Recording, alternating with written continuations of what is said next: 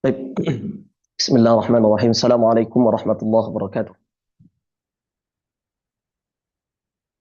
إن الحمد لله نحمده ونستعينه ونستغفره ونعوذ بالله من شرور أنفسنا ومن سيئات أعمالنا. من يهد الله فلا مضل له ومن يضلله فلا هادي له. اللهم صل وسلم على سيدنا محمد وآله وصحبه أجمعين.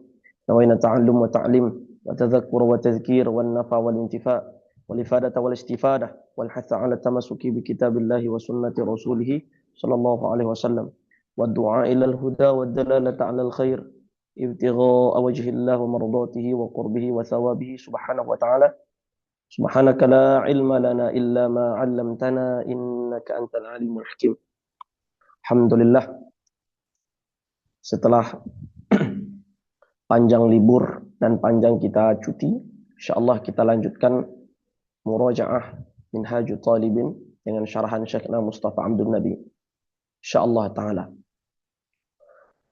Ikhwah sekalian, pertemuan sebelumnya kita sudah masuk ke dalam pembahasan babu an-najasah, tentang najis, dan sudah ada 2 pertemuan. Pertemuan pertama kita membahas tentang ta'rif, pengertian daripada najis. Apa itu najis? Dan kita jelaskan bahwa di sana ada 2 ta'rif yang ma'ruf.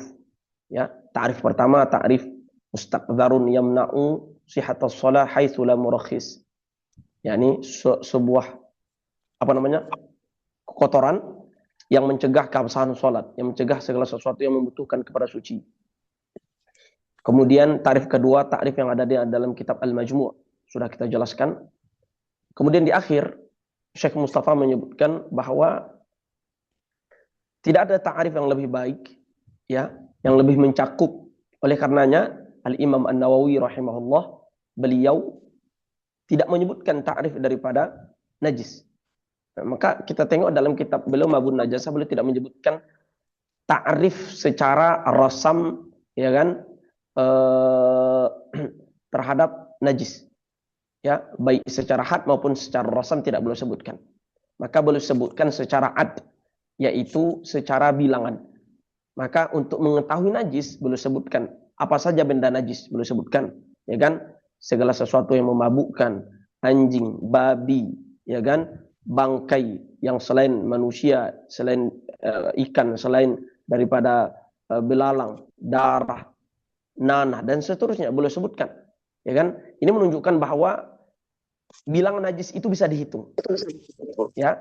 Oleh karena itu disebutkan yang benda najis. Selain itu berarti suci, ya, karena Allah Subhanahu wa taala memberikan atau menciptakan alam semesta ini untuk dimanfaatkan oleh manusia, untuk dimanfaatkan oleh anak Adam. Maka yang suci itu sebetulnya lebih banyak daripada yang najis. Karena yang najis sedikit atau tidak banyak, karenanya ditulis saja oleh beliau. Ya, beliau sebut benda najis itu adalah ini 1, 2, 3, 4, 5 dan hukumnya begini. Cukup, ya. Selain daripada itu adalah suci. Setelah itu, maka mulai juga beliau masuk ke dalam pembahasan yang kedua, dan itu sudah kita bahas juga pada pertemuan sebelum ini, bahwa mengkategorikan najis itu ada 2. Ada kalanya najis itu daripada sesuatu yang berupa hewan. Hewan ini maksudnya adalah baik manusia maupun bukan manusia, ini makhluk hidup, atau sesuatu yang berasal dari makhluk hidup itu, atau dia bahagian dari makhluk hidup, ya, potong dari makhluk hidup. Yang kedua adalah benda padat, ya, yaitu selain daripada manusia. Nah, selain daripada manusia, seperti khamar, ya, seperti yang kita bahas, seperti najis yang lain. Maka ini sudah kita bahas pada pertemuan sebelumnya. Maka pada pertemuan ini masuk kita pada bahagian yang kedua, yang tujuan daripada Imam Nawawi menjelaskan kitab Najasah ini adalah 2. Yang pertama tentang menjelaskan apa saja najis. Yang kedua menjelaskan tata cara menyucikan najis. Namun sebelum menyebutkan tata cara menyucikan najis, maka beliau jelaskan kategori-kategori najis-najis yang bisa disucikan, kategori najis yang tidak bisa disucikan, sehingga berefek nanti kepada tata cara mensucikan daripada kategori ini. Maka yang keluar ya, eh, dari yang suci itu dua hal, ya, yang keluar daripada yang suci itu dua hal. Yang pertama disebut dengan najis, yang kedua adalah benda yang terkena najis. Yang pertama kita sebut dengan najis, yakni ain itu benda itu yang najis. Ya, benda itu sendiri yang najis seperti khamar, seperti anjing, babi dan anak keturunannya. Ini adalah memang benda itu najis. Badan tubuh daripada babi, badan tubuh daripada anjing itu najis. Ya. Maka oleh karena itu benda yang najis ain ini itu tidak mungkin bisa disucikan. Bagaimanapun cara kita mensucikan anjing babi ini, ya itu tidak bisa. Baik dengan cara dibasuh maupun dengan cara al-istihalah itu tidak mungkin. Ya, tidak mungkin.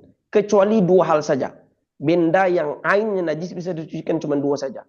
Yang pertama, khamar kalau dia berubah menjadi cuka. Yang kedua, kulit bangkai apabila dia melalui proses sama. Itu saja cuman. Sedangkan yang kedua adalah benda mutanajis. Jadi keluar dari benda suci ada dua hal. Pertama, najis ain atau ain najis, ya.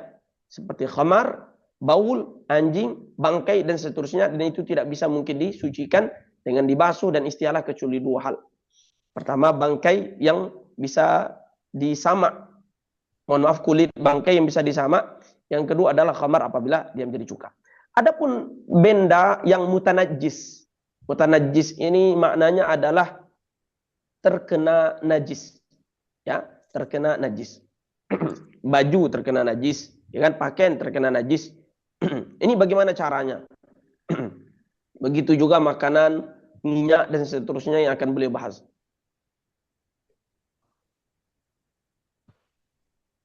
Ya.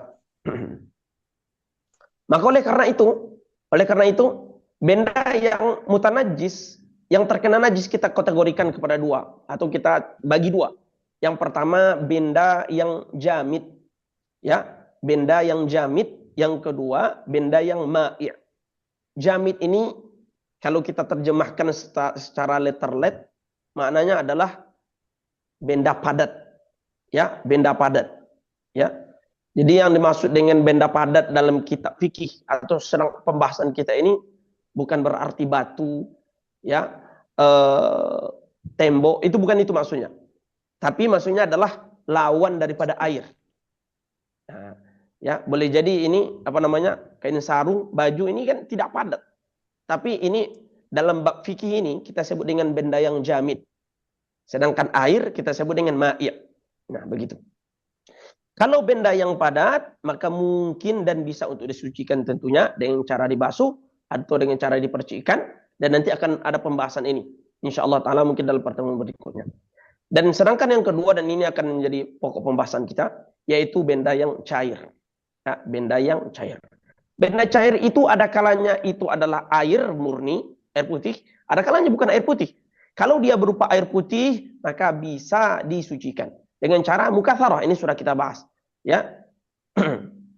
Ada air di dalam ember, ya, dan kemasukan benda najis bisa disucikan dengan cara ditambah airnya, volumenya, sehingga menjadi 2 kulah atau lebih, dan tidak ada sifat-sifat atau tidak ada hal-hal yang merubah sifat aslinya, warna, bau, apa namanya, dan rasanya.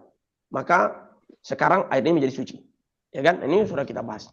Yang kedua, kalau seandainya bukan berupa air. Nah, bukan berupa air ini kita bagi juga, kita kelompokkan juga menjadi minyak atau bukan minyak. Kenapa demikian? Karena dalam permasalahan minyak ini nanti ada khilafiyah, ya. Maka terkategorikan ada dua, minyak dan bukan minyak.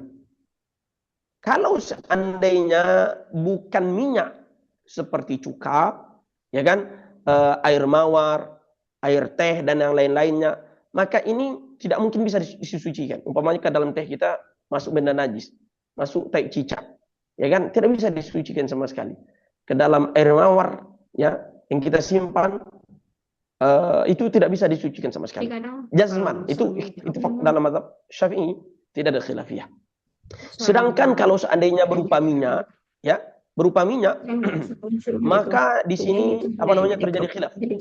Masuk ke dalam minyak kita umpamanya, ya, minyak goreng umpamanya, masuk di sana najis, masuk bangkai kucing, ya kan, tai cicak. Bagaimana hukumnya, ya kan?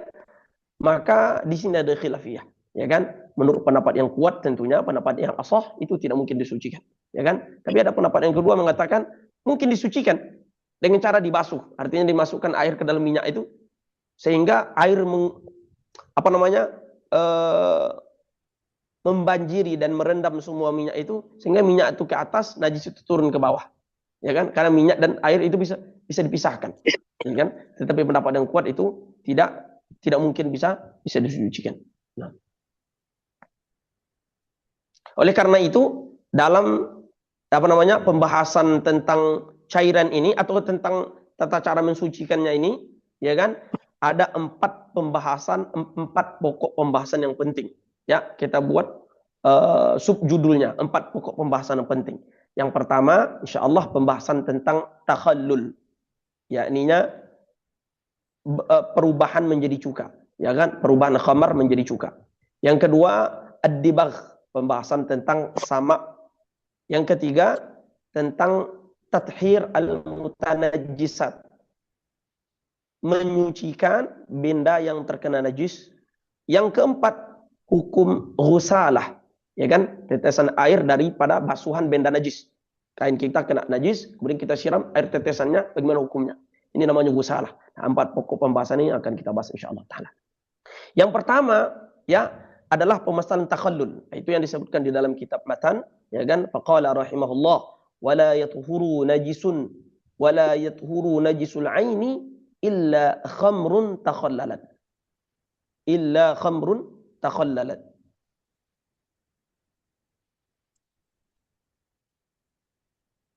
Dan tidak suci najis ain kecuali khamar yang menjadi cuka. Wa kadza in nuqilat min syamsin ila dhillin wa aqsuhu fil asah. Dan begitu juga yang dipindahkan dari matahari ke bayangan, dan begitu juga kebalikannya menurut pendapat yang asah. Fa in khullilat bi tarhi syai'in fala. Kalau dia menjadi cuka dengan memasukkan sesuatu maka dia tidak suci. Nah, ini akan yang menjadi pembahasan kita, yakni pembahasan tentang takhallul, yakni perubahan menjadi cuka.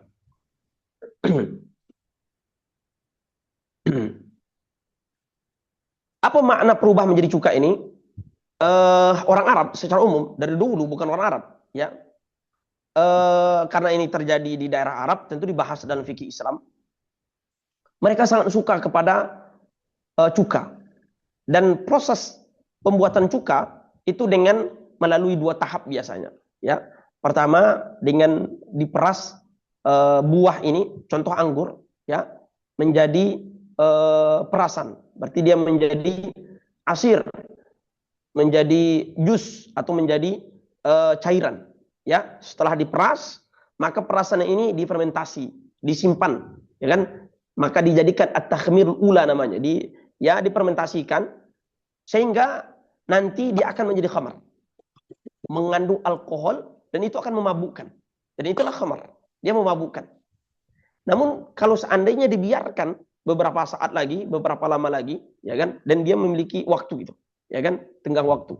Kalau dibiarkan beberapa saat lagi, beberapa hari lagi, ya kan, atau beberapa minggu lagi, maka alkohol itu semakin lama semakin berkurang, semakin menghilang, dia akan berganti menjadi apa namanya zat asam, maddatul humudah, menjadi zat asam, dan itulah yang kita sebut dengan cuka. Nah, bagaimana hukum ini? Hukum memakan cuka, meminum cuka ini yang asalnya adalah khamar, ya kan? Awalnya daripada perasan, kemudian menjadi khamar yang ada alkohol, yang jelas itu haram, yang jelas itu najis, ya kan?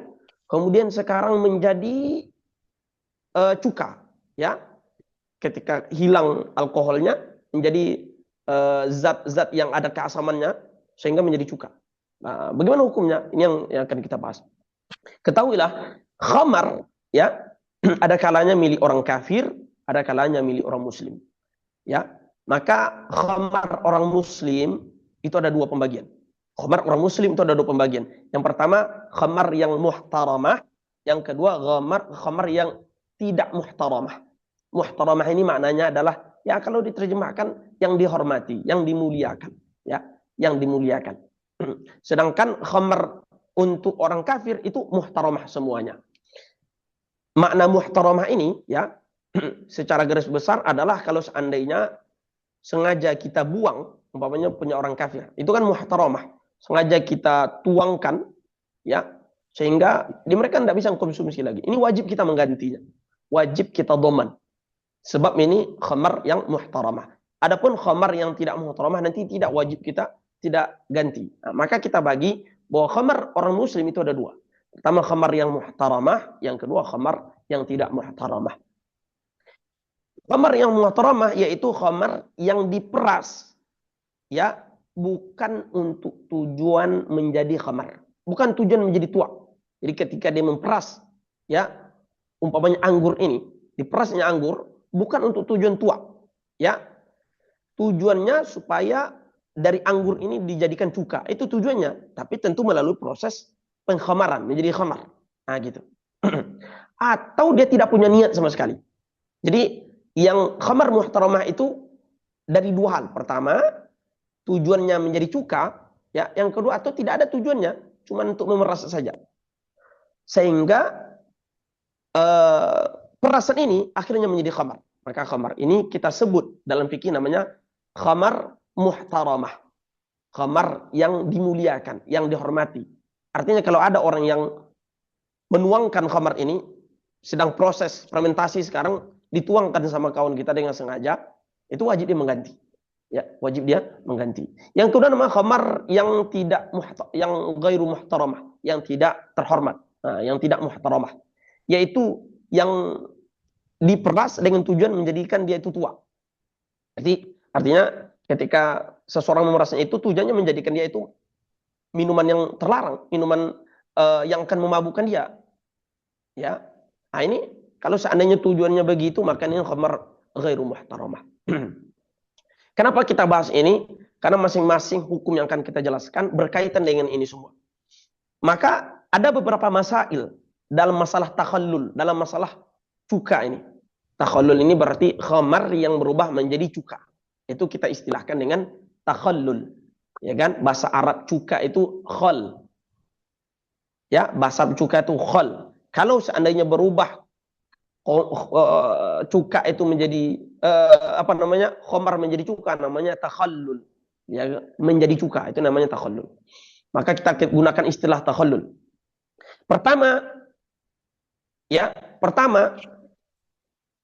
menjadikan khamar itu menjadi cuka, kita jadikan khamar menjadi cuka dengan proses, dengan memasukkan ke dalam ke dalam perasan daripada anggur ini, umpamanya sesuatu. Kita masukkan di sana cuka juga, atau kita masukkan di sana itu garam, kita masukkan ke sana itu umpamanya roti yang panas atau yang lain-lainnya, ya kan? Ini sedari awal hukumnya haram, ya, karena ada nas, ada dalil dari Rasulullah SAW tidak boleh, ya, menjadikan khamar ini sebagai cuka. Jadi mentakhlilkan khamar, mencukakan khamar dengan mencampurkan sesuatu, itu dari awal itu hukumnya dilarang. Sebab ada nas larang dari Rasulullah SAW bahwa ketika dia sedang berfermentasi menjadi khamar, itu biarkan, jangan masukkan sesuatu. Maka ketika memasukkan sesuatu, maka ini hukumnya haram. Ini yang pertama. Ya. Yang kedua, tidak ada bedanya baik kita masukkan dengan sengaja maupun tidak secara sengaja, umpamanya angin membawa sesuatu, maka mencampakkan garam atau benda tertentu ke dalam, umpamanya, tidak ada bedanya. Baik sengaja maupun tidak sengaja, maka otomatis ini khamar adalah najis. Ya, otomatis khamar ini atau otomatis cuka ini yang awalnya adalah khamar adalah najis. Yang ketiga, ya, apabila kita masukkan sesuatu ke dalam khamar ini, umpamanya kita masukkan bawang putih atau bawang merah atau garam, ya, biasanya digunakan untuk untuk mempercepat, ya, proses penghilangan alkoholnya dan mempercepat mendatangkan zat zat-zat asam itu, ya, yang kita sebut dengan cuka. Biasanya dengan menggunakan beberapa campuran akan mempercepat proses daripada fermentasi kepada cuka ini. Kalau kita masukkan sesuatu seperti bawang putih, bawang merah kita masukkan atau garam kita masukkan, sehingga khamar ini menjadi cepat menjadi cuka. Bagaimana hukumnya? Maka ini ada dua hal. Ya, ada dua hal atau ada dua pendapat di sini. Ada dua wajah. Pendapat yang pertama, dan ini pendapat yang ashah, yaitu tidak suci. Ya, tidak suci. Kenapa? Karena kita mencampakkan sesuatu ketika dia sudah menjadi khamar. Ketika dia sudah menjadi khamar. Dan tentu kenajisannya akan terus berlanjut, ya kan? Akan terus berlanjut dan itu yang kemudian menjadi cuka nanti. Pendapat kedua mengatakan, ya kan, apabila dia menjadi cuka maka dia suci. Ya. Maka dia mesti suci. Disamakan atau dikiaskan dengan tong atau tempat daripada cuka ini. Coba perhatikan. Sekarang cuka, umpamanya kita masukkan ke dalam sebuah tong, ya, ke dalam tong. Jadi menurut pendapat kedua ini tong itu kan suci.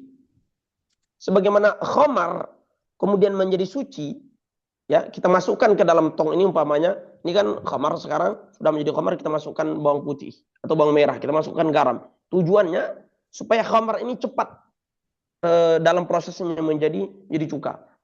Maka tong ini kita katakan suci. Tong ini kita katakan suci, ya kan? Maka begitu juga ketika kita campurkan sesuatu itu semuanya akan juga menjadi suci, ya kan? Sebagaimana tong bisa suci, maka cuka juga menjadi suci, benda campuran juga menjadi suci, ya kan? Maka jawabannya tidak bisa demikian, ya, tidak bisa demikian, ya kan? Pendapat yang kuat adalah tidak suci karena benda itu dicampakkan dalam proses sesuatu itu adalah sudah memang menjadi khamar, sudah menjadi khamar. Beda hal, ya, beda hal kalau seandainya kita masukkan dalam dalam keadaan dia belum menjadi khamar. Umpamanya sekarang masih perasan daripada anggur. Setelah proses daripada perasan itu kita masukkan, kita campurkan sesuatu. Kita masukkan sesuatu, ya kan? Kemudian dia nanti menjadi khamar. Kemudian menjadi cuka. Ini tidak masalah. Ya, kalau proses seperti ini tidak masalah. Karena campuran itu ketika, ya, air atau cairan daripada anggur ini masih suci. Nah, maka masalah yang keempat adalah membiarkan khamar yang muhtaramah tentunya ketika kita peras kemudian dia berfermentasi menjadi suci, menjadi cuka, maka ini hukumnya jais. Dia menjadi suci sehingga hukumnya ini ada jais. Sedangkan yang tidak muhtaramah, yang dari awal tujuannya memang ingin menjadikan dia itu sebagai mabuk-mabukan, yang menjadi khamar, ini wajib untuk dibuang. Ini wajib untuk dibuang. Kenapa? Berarti maksiat. Dari awal tujuannya adalah memeras anggur ini untuk menjadikan tua. Ini wajib untuk dibuangkan. Pertanyaannya, kalau seandainya sekarang dia tidak menuangkan, tetap dibiarkan begitu saja, sehingga khamar ini menjadi cuka. Bagaimana hukumnya? Apakah boleh kita konsumsi atau tidak? Ya kan? Maka hukumnya adalah dia suci dan boleh mengkonsumsinya. Karena proses menjadikan dia haram tadi itu hanya niat menjadikan dia menjadikan dia khamar. Sedangkan proses menjadikan dia cuka itu tanpa proses yang diharamkan, yaitu tanpa mencampurkan sesuatu. Maka dalam hal ini boleh, tidak masalah, ya. Kemudian yang masalah yang kelima adalah bagaimana kalau seandainya dibukanya tutup, umpamanya dibukanya tutup daripada botol atau dari tong yang dia membuat fermentasi daripada cairan anggur tadi, dibukanya atau dipindahkannya kepada cahaya matahari, ya, kepada sinar matahari supaya mempercepat gitu, ya, proses fermentasi, proses pemindahan daripada alkohol menjadi zat asam atau zat cuka. Nah, gitu. Dipercepat seperti itu. Maka di sini ada dua pendapat, ya. Pendapat pertama itu mengatakan tidak suci, ya. Pendapat pertama mengatakan tidak suci, ya kan? Ini berdasarkan kaidah, kata Syekh Mustafa, berdasarkan kaidah man ista'jala syai'an qabla awanihi hurima apa namanya? Hurima minhu, atau barang siapa yang mempercepat sesuatu, ya kan, sebelum waktunya, ya kan, maka dia akan dihalangi dari sesuatu itu, ya kan, dicegah daripada kenikmatan sesuatu itu. Tapi pendapat yang sahih, pendapat yang kuat adalah bahwa hal itu tetap menjadi suci, ya, hal itu tetap menjadi suci. Kenapa? Ya kan, karena khamar, proses khamar itu telah hilang, ya, proses khamar itu telah hilang tanpa ada campuran sesuatu, ya, tanpa ada campuran sesuatu, ini tentunya pada khamar yang tidak muhtaramah, ya, apalagi khamar yang muhtaramah, maka lebih aula lagi, maka ini suci. Maka itu yang beliau katakan di dalam kitab, ya, beliau katakan faqala rahimahullah wala yathuru najisul aini illa khamrun takhallalat, dan tidak suci najis ain kecuali khamar yang menjadi cuka. Wa kadza, ini menunjukkan bahwa ini khilaf. Wa kadza, dan begitu juga in nuqilat min syamsin ila dhillin, ketika dia diletakkan di sinar matahari kemudian dipindahkan kepada yang tidak ada sinar, atau kebalikannya untuk mempercepat perpindahan, ya kan, fil asah, menurut pendapat yang asah. Berarti menurut pendapat yang asah, walaupun dibantu dengan cahaya matahari, dengan tidak ada cahaya, maka ini tidak masalah, ya, tidak masalah. Yang keenam, kalau seandainya kita memeras anggur dan ternyata dalam perasan itu, dalam cairan anggur itu tersisa sebiji, 2 biji, 3 biji anggur yang jatuh. Kemudian setelah itu dia akan berproses, berubah menjadi khamar, lalu berubah menjadi cuka. Bagaimana hukumnya biji-bijian yang tinggal itu? Atau anggur, 1 biji, 2 biji anggur yang tertinggal sisa itu, apakah suci juga? Maka jawabannya iya, suci juga. Nah,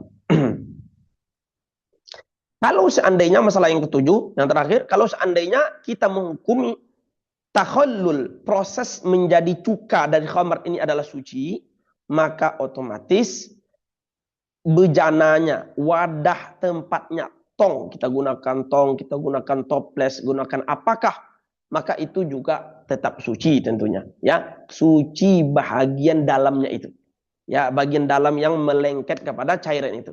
Bagian luar itu nggak ada hubungan sama cairan ini tentunya.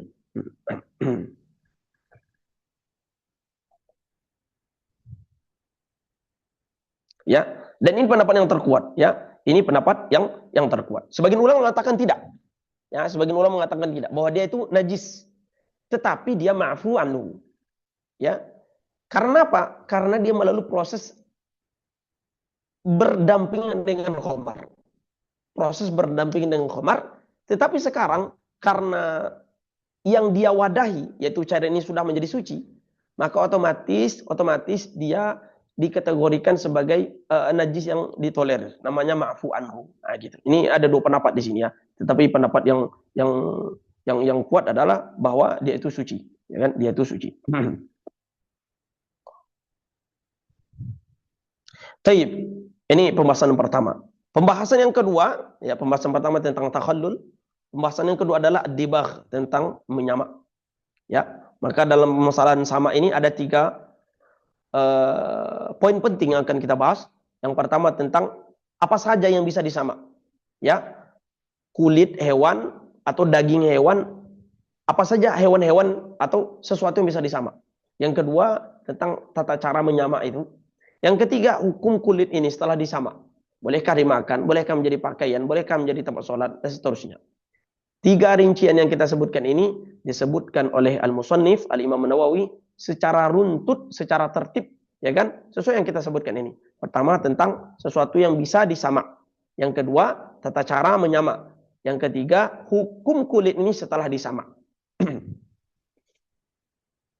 Maka berkata musannif rahimahullah taala, apa kata beliau? Wajildun najisa bil mauti. Wajildun najisa bil mauti. Ini membahas tentang apa saja yang boleh untuk disamak, yaitu kulit yang najis dengan sebab mati. Ba di sini adalah ba sababiyah. Jadi kata beliau, ya najis kulit yang najis, kulit yang menjadi najis atau yang telah menjadi najis dengan sebab mati. Ya. Baik hewan yang bisa dimakan atau tidak bisa dimakan. Apa maknanya di sini? Setiap hewan, setiap bangkai, ya, setiap bangkai yang dia itu tentunya najis. Bangkai najis yang mati tidak dengan sembelihan syar'i, atau matinya ini adalah secara hukmi. Jadi tidak mesti mati hakiki. Ya, mati hakiki umpamanya harimau mati, ya. Sapi ini mati, ya kan? Tertanduk kemudian mati atau terjatuh kemudian mati. Maka ini bangkai kita sebut. Atau mati hukmi. Mati hukmi ini maknanya adalah yakni supaya mencakup kulit hewan yang sudah ditanggalkan sedangkan hewannya masih hidup. Kambing umpamanya, ya kan? Kita kebiri kulitnya. Umpamanya kebiri kulit kakinya, ya kan? Kambingnya masih hidup, masih bertahan, ya kan? Kulitnya ini kita anggap juga ke dalam bagian daripada mati. Jadi hukum mati. Sehingga masuk juga kepada hukum sesuatu yang bisa disamak. Jadi sesuatu yang bisa disamak itu segala sesuatu atau kulit yang telah menjadi najis dengan sebab mati atau sesuatu yang dihukumi mati. Nah, gitu. Baik hewan itu bisa dimakan, ya, seperti kambing, kerbau, ya kan, sapi, domba, unta, itu bisa dimakan, ya kan? Ketika dia menjadi bangkai maka bisa disamak. Atau hewan itu tidak bisa dimakan. Harimau tidak bisa dimakan, kucing tidak bisa dimakan, keledai tidak bisa dimakan. Tapi kulitnya juga tetap bisa untuk disamak. Nah, maka ketika kita katakan setiap kulit yang telah menjadi najis dengan sebab mati, kulit. Jadi yang menjadi pembahasan sama ini hanya kulit saja. Selain dari kulit tidak bisa. Ya, seperti bulu-bulu, ya, termasuk ya, bulu-bulu di sini.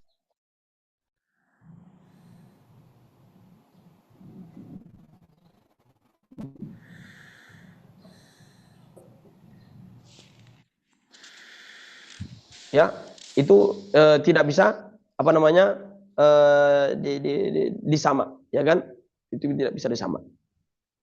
Akan tetapi kalau seandainya sedikit, umpamanya di kulit hewan yang kita sama itu ada bulunya sedikit, menurut pendapat yang mu'tamad dia ma'fu anhu. Dia najis tetap ma'fu anhu. Sama kasusnya seperti bulu kucing. Pada pertemuan sebelum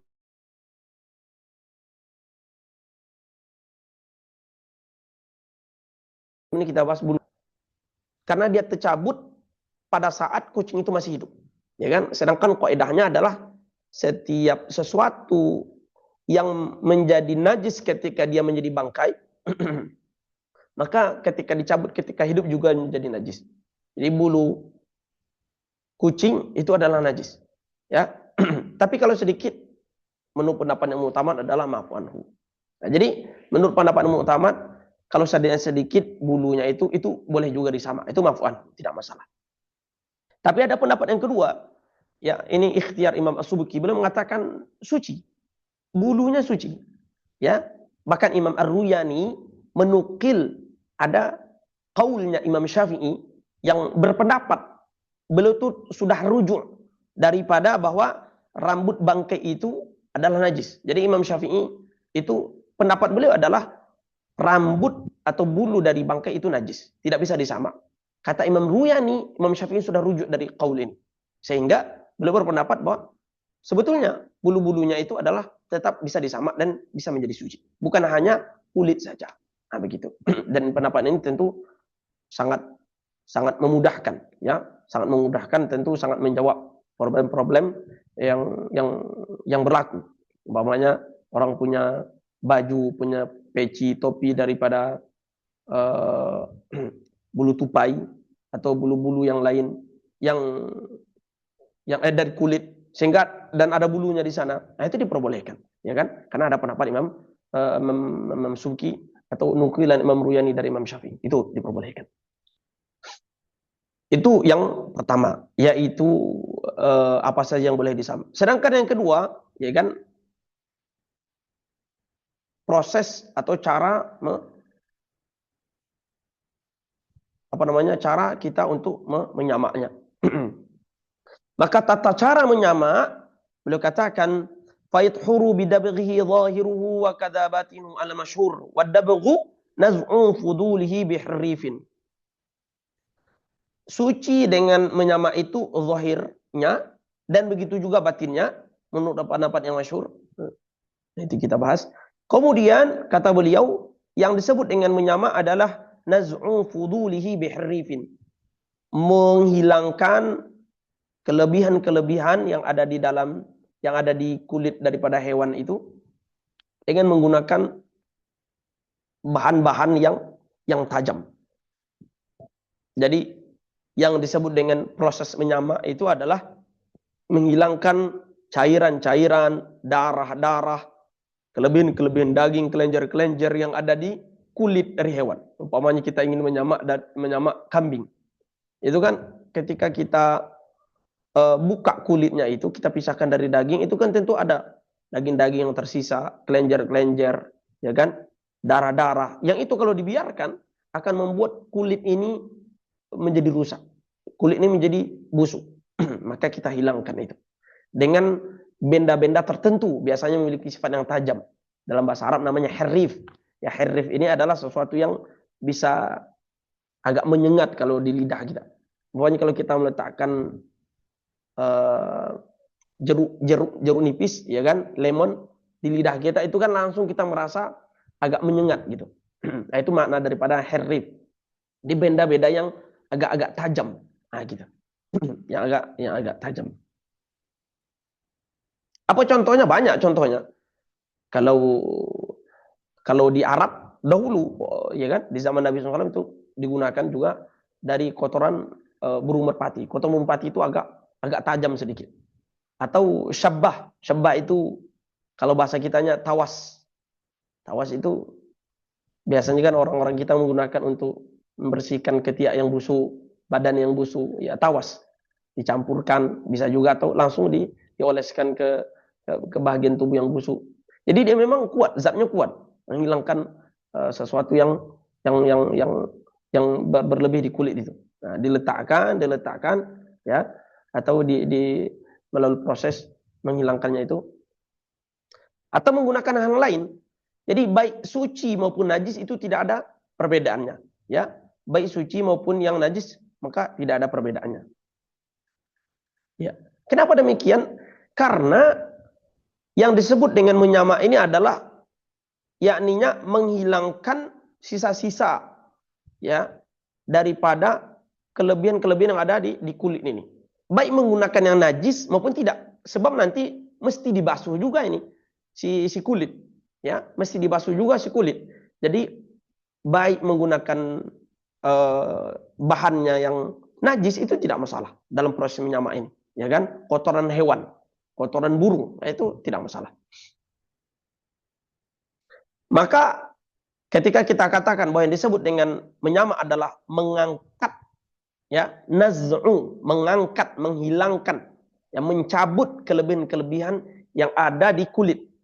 Maka dengan demikian, kalau seandainya proses menyamaknya hanya dengan menjadikan kelebihan-kelebihan itu menjadi padat, umpamanya dijemur, ya, kulit itu dijemur, kalau dijemur lama-lama kan termasuk hilang juga baunya. Mungkin awal bau, kemudian hilang, karena menjadi padat, ya, menjadi keras itu si kelebihan-kelebihan kulit, kelebihan-kelebihan daging, kelebihan minyak, kelenjar yang ada di kulit itu bahkan bisa kalau kita kasih parfum akhirnya harum. Maka proses ini tidak bisa menjadikan kulit itu menjadi suci. Tetap menjadi bangkai. Kenapa? Karena tidak ada proses naz'u. Tidak ada proses mencabut, menghilangkan, dan mengangkatnya. Sedangkan yang disebut dengan sama itu mesti melalui proses dihilangkan ini kelebihan-kelebihan dalam kulit yang di kulit ini, ya kan, kelenjar, daging-daging yang tersisa, ya kan, minyak-minyak yang tersisa, darah-darah itu mesti dihilangkan. Jadi kalau hanya kita tajmidkan, ya, baik menggunakan tanah, menggunakan garam atau menggunakan matahari bahkan, maka ini tetap dianggap najis, ya kan?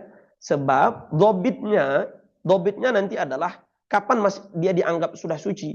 Andai kulit ini yang sudah melalui proses sama kita ini, kita rendamkan ke air, dia nggak akan kembali busuk lagi. Beda hal kalau seandainya hanya dikeringkan tadi. Kita keringkan dengan matahari sehingga menjadi kering itu si kulit, ya kan, dengan sedaging-daging yang ada di situ. Itu kalau dimasukkan ke air, lama-lama itu air menjadi busuk. Bahkan daging itu menjadi busuk lagi, atau kulit itu menjadi busuk lagi. Nah, ini tanda bahwa proses penyamaannya tidak benar, tidak betul. Jadi proses yang betul adalah diangkat sisa-sisa yang ada di kulit itu dengan menggunakan benda-benda tajam, ya kan, baik benda-benda kimia seperti tawas tadi, atau di Arab juga menggunakan daun akasia, ya, daun akasia atau daun atau menggunakan tawas, kotoran burung merpati, ya, itu yang mereka gunakan. Atau yang lain, boleh jadi ada alat-alat yang atau bahan-bahan yang tajam yang lain yang bisa mengangkatkan kelebihan ini. Nah, ada dua masalah di sini. Masalah pertama, kalau seandainya kulit itu basah, kulit sekarang basah, ya, dan kita melakukan sama, apakah wajib menggunakan air ketika kita menyamak itu? Sedangkan kulit sudah basah, ya kan? Maka jawaban pendapat yang sahih tidak wajib. Sebab kalau sudah basah, tentu sudah ada kemudahan kita mencabutnya di sana, ya. Tidak wajib lagi menggunakan air. Rasulullah SAW bersabda dalam sebuah hadis, ayyuma ihabin dubigha faqad tahur. Manapun kulit, ya,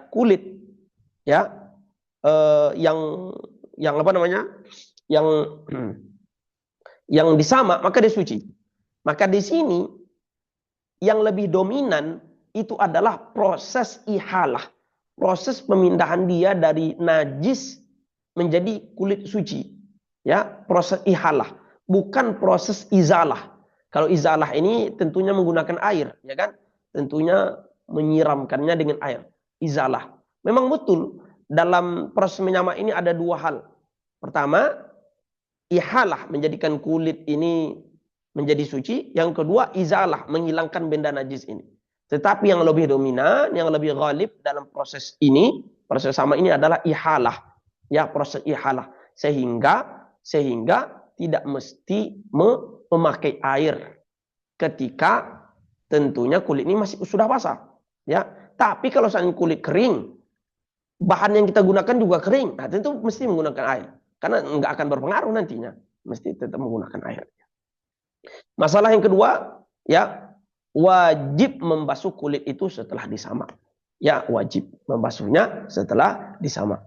Karena untuk menghilangkan bahagian-bahagian bahan yang kita gunakan untuk menyamak ini, tentu dia sudah kena najis. Dia sudah kena darah-darah, daging-daging yang bangkai tadi, ya kan? Maka wajib disiram setelah itu. Ya, wajib disiram setelah itu. Maka kata para ulama, ya kan, kulit yang disamak itu sama seperti kain yang terkena najis. Ini sekarang baju kita terkena najis. Ya, kulit yang sudah disamak itu kan sama dengan kain yang terkena najis. Ya kan? Bagaimana hukumnya? Ya udah, tinggal dicuci, tinggal dibasuh. Tinggal dibasuh saja lagi. Yang masalah ketiga, pertama tadi apa saja yang boleh disamak, yang kedua tata cara menyamak, yang ketiga dan ini yang terakhir pembahasan kita insyaallah pada malam ini, yakninya hukum kulit setelah disamak. Ya, hukum kulit setelah disamak. Ya, hukum kulit setelah disamak. Maka berkata beliau, Imam Nawawi tadi melanjutkan pembahasan kita tadi, la syamsin wa turab, dan tidak boleh menggunakan matahari dan tanah. Artinya tidak boleh hanya dipadatkan, ya, tidak dengan ditanggalkan, tidak dengan dicabut, hanya dengan matahari atau dengan tanah saja. Dan tidak wajib menggunakan air fi athna'i, wala yajibu al-ma'u fi athna'i fil aswad. Tidak wajib menggunakan air pada pertengahannya. Yang terakhir kata beliau, wal madbughu kathaubin najisin. Dan yang madbugh yang disama itu sama seperti pakaian yang najis. Pakaian yang terkena najis. Bagaimana hukumnya? Pertama kita lihat dari kesuciannya. Yang kedua dari hukum menjualnya. Yang ketiga dari hukum memakainya. Kesuciannya sudah jelas. Dia suci. Ya. Pertanyaannya apakah suci zahir saja atau batin juga? Karena ini berpengaruh kepada hukum memakainya nanti. Sebab ya yang disebut dengan zahir ini adalah bagian luar ya. Ya, ini kulit. Baik bagian yang dalam dagingnya maupun dari bagian yang tumbuh bulu di sana. Ini namanya bagian zahir. Sedangkan bagian batin, bagian yang kalau kita potong, kita sobek, tampak bagian batin. Itu namanya bagian batin. Apakah suci zahir batin? Sebab kalau seandainya yang suci hanya zahir saja, berarti dia hanya bisa menjadi sajadah, menjadi tempat sholat. Tidak bisa menjadi pakaian. Karena kalau menjadi pakaian, kita membawa benda najis. Atau malah suci zahir dan batin. Ya, atau malah suci zahir dan batin. Sehingga boleh menjadi pakaian, boleh menjadi peci, boleh menjadi syal, boleh menjadi jubah, boleh menjadi tempat sholat. Nah, maka jawabannya menurut pendapat yang sahih, menurut pendapat yang jadid, ada dua qaul Imam Syafi'i di sini. Qaul yang pertama, qaul qadim mengatakan suci zahirnya saja, tidak batinnya. Sehingga boleh sholat, tapi tidak boleh dijadikan pakaian. Ya, tidak boleh dijadikan pakaian, dan bahkan tidak boleh digunakan di tempat-tempat yang basah. Kenapa? Karena dalamnya itu najis. Nah, gitu. Tapi pendapat yang jadid, ya, pendapat yang jadid dan ini pendapat yang kuat, yaitu suci zahir dan batinnya, karena Rasulullah SAW bersabda, ayyuma ihabin dubigha faqad tahur. Mana saja hewan yang bangkai yang kamu sama maka suci, ya kan? Nabi SAW mengutlakkan di sini, mengutlakkan. Dalil yang kedua Rasulullah SAW mengatakan, ala akhadtum ihabaha fadabaghutumuha fantafa'tum bihi. Tidakkah kamu ambil kulit bangkai ini kemudian kamu sama, maka kamu bisa menggunakan dan memanfaatkannya. Rasulullah di sini mengitlakkan tanpa merinci apakah digunakan ketika basah atau digunakan ketika kering. Berarti dua-duanya suci zahir dan batin. Dalil yang ketiga adalah sama itu memberi pengaruh, ya, proses penyamaan tadi memberi pengaruh kesucian kulit ini zahir dan batin secara keseluruhan, sehingga boleh digunakan, boleh dijadikan tempat sholat, jadikan pakaian, menjadi peci, ya kan, boleh dibentangkan dan semuanya, baik digunakan di tempat yang kering, tempat yang basah, sebab semuanya telah suci. Sehingga kalau dia suci, bagaimana hukum menjualnya? Nah, maka kalau kita katakan suci zahir dan batin, maka boleh untuk menjualnya, ya, maka boleh untuk menjualnya. Sedangkan pendapat qadim mengatakan la yajuzu bai'uhu, tidak boleh menjualnya, gunakan pribadi saja. Sebab apa? Sebab yang batinnya najis. Salah satu syarat benda yang boleh dijual adalah dia mesti benda suci atau mungkin disucikan. Sedangkan benda ini tidak suci batinnya. Nah, gitu pendapat yang qadim. Tapi pendapat yang kuat dia boleh dijual zahir dan batin. Ya, boleh menjual kain-kain bulu-bulu yang kulit-kulit daripada hewan yang disama itu. Ya, dan itu sangat sesuai kali dengan realita sekarang. Adapun hukum memakannya, ya kan, sepakat qaul qadim, qaul jadid, tidak boleh memakannya. Walaupun kita katakan dalamnya suci, makna suci di sini adalah dia berubah menjadi boleh dipakai. Maka kata para ulama adalah berubah dari tabiat al-lahmi ila tabiati athiyab. Dia berubah menjadi sesuatu yang awalnya daging, awalnya dikonsumsi menjadi sesuatu yang dipakai. Jadi sekarang sucinya maknanya ada boleh dipakai, boleh dijadikan baju, jadikan tempat sholat. Bukan berarti boleh dimakan. Ini saja yang akan kita bahas malam ini. InsyaAllah kita lanjutkan pada pertemuan berikutnya. Wallahu a'la wa a'lam. Silakan kalau ada persoalan dari ikhwah sekalian sebelum kita tutup. Ustaz, Afwan, boleh bertanya di luar materi? Ustaz, Assalamualaikum Ustaz. Ustaz. Baik, kalau memang tidak ada persoalan, insyaallah taala kita lanjutkan malam lusa. Insya Ustaz, Allah Ta'ala. Wallahu a'lam wa a'lam. Subhanakallahumma wa bihamdika asyhadu an la ilaha illa anta astaghfiruka wa atubu ilaik. Assalamualaikum warahmatullahi wabarakatuh.